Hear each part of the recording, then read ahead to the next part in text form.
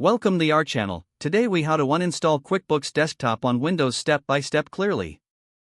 To uninstall QuickBooks Desktop, click on the Windows Start button located in the lower left corner of your screen.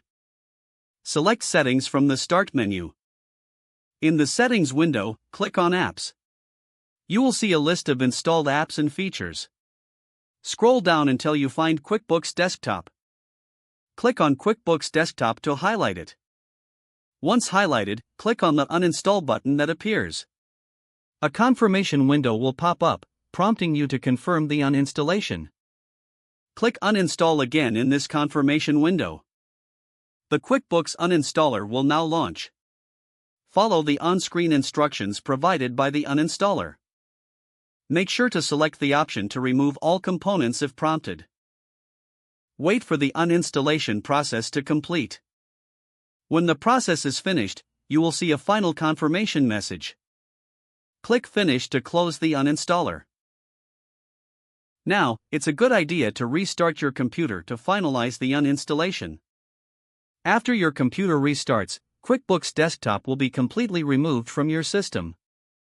If the page does not load, refresh the browser or try again in a private or incognito window. Make sure you are using the correct email address, then retype it carefully to avoid small typos.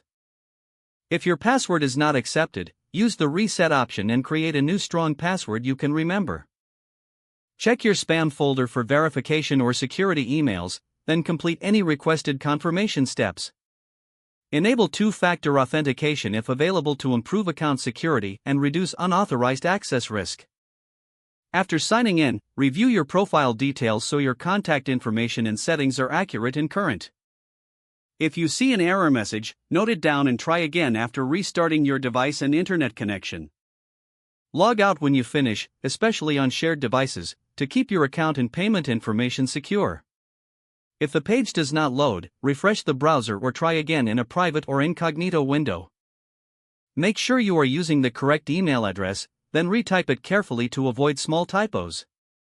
If your password is not accepted, use the reset option and create a new strong password you can remember. Don't forget to like this video and subscribe to our channel for more step-by-step tech guides.